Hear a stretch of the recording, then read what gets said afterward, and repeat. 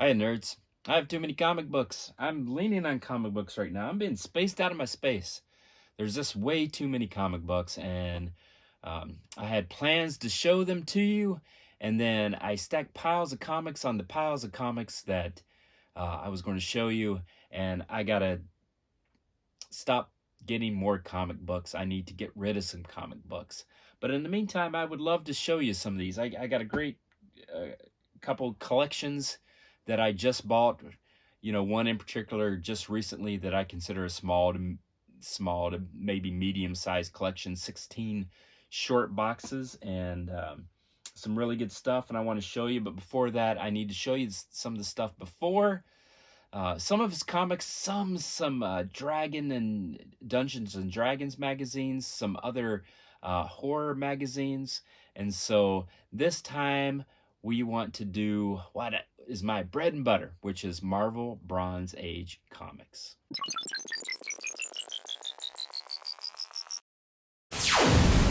All right, we aren't starting out flashy. These classic X-Men comics, they're worth about a nickel. But occasionally, you know, in a run, you'll have some that are pretty nice. You know, the issue #1 of classic X-Men, and these are reprints. They would often have a short backup story, new cover, that sort of thing, but they're reprints. This cover I like because of that 25th anniversary, and a lot of folks collect these 25th anniversary. They want to get the entire run. This is great. It's an Arthur Adams created, and so I love that. But let's go back a little further. This is back into, gosh, this might be 75, 76, maybe 77. But these are old school Ms. Marvel. And gosh, I love 70s comics. Just the covers are, I mean, you just don't, I mean, look at this. I mean, just the movement, the action, the vision, being intangible coming through, the strength that is shown. You can tell those covers were fantastic. You know, it's printed on the older newsprint, and so it's okay that they look a little faded and worn, and because they're old and they're amazing. So this is number 6. Then we're going to jump to number 19. This is a classic cover because it features the original Captain Marvel. Now we're going to move to the Defenders, which is another 70s Marvel comic. This is the first appearance of the Wrecking Crew, which, I'm not going to lie, I did not like what they did to the Wrecking Crew in the She-Hulk show. They made him into a joke, and it's no joke to me because I love the Wrecking Crew. This is Tales of Suspense. Great comic. I love Tales of Suspense. This is a classic cover. This is number 55. Around that time was also Journey into Mystery, Tales of Suspense, Tales to Astonish, Journey into Mystery. Those were great titles. This is a well-loved cover just because it's a little quirky the way Loki has his arms spread out a little.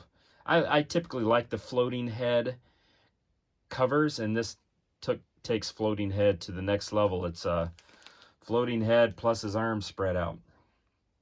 This, I think, is the first appearance of the Enchantress, and maybe it's the second appearance of the Enchantress.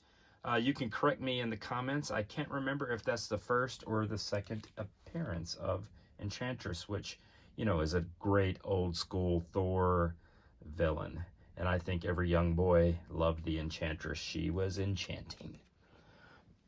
Tales of Suspense, number 51. I think that's the first appearance of the Scarecrow, which never really called on as a major Iron Man villain, but I thought he was cool. I'm going to remove that so that we can add some more Tales of Suspense. This is I think Black Widow did not start as we know her, right, in the skin tight black suit. In fact, she was kind of like a countess, kind of like Contessa, that's in MCU. And then this was her first like costumed appearance, and so the character of Black Widow really changed a lot and morphed in wonderful ways. Prince Namor the Submariner. If that doesn't look like the Wakanda Forever Submariner, then you're correct. This is a great cover, I think, where, I mean, again, these 70s covers, there was just a lot of action, vibrancy. If you've read the old school book, How to Draw Comics the Marvel Way, it makes sense to you. This was Stan Lee and Jack Kirby working to kind of create this whole vibe and at Marvel Comics of just really entertaining and action, and that was really shown forth in the 60s and the 70s comics. Nick Fury, Agent of S.H.I.E.L.D., number 17, another great cover. Submariner 51, Submariner 36, that might be the first key comic, I'm not sure. Number 31 was Stingray. I used to always love Stingray. Really changing gears in a big way. This is, sometimes I just love these tie-in comics, you know, the commercial comics that were given away as an incentive. I often like those old school. I don't know if they do that much anymore. I don't keep up on modern comics. Nova, I love Nova. I would love to see Richard Rider in the MCU. Power Man, number 33. And here's number 37. Again, look at this cover. It shows him the flip through the air and then slam right into the car. A couple issues later, number 40. I mean, it's just really fun to be chained to a train. Here is a little gear shift, a little switching again to Doctor Strange. That is number 53. Gosh, I think we really changed decades too. I'm pretty sure that's the 80s. Like maybe 82, 80, 83. Marvel Spotlight, this was a great comic. Would introduce new characters. This was Son of Satan. Number 24, he would pop up in Spotlight several times. The Moon Knight would pop up in Marvel Spotlight. Astonishing Tales was another title that would often introduce new characters, and there you had Deathlock, the Demolisher. Deathlock is an enduring character, big fans. I was never a fan for some reason. Power Man, number 48. Wow, this is a big shift here. This is to Dazzler, number 31, signed by Jim Shooter, editor at the time. Got me a Jim Shooter. John Hancock. There's another Submariner. Marvel Premiere, which again would introduce some new characters. That is number 21 with Iron Fist. I think this might be Colleen's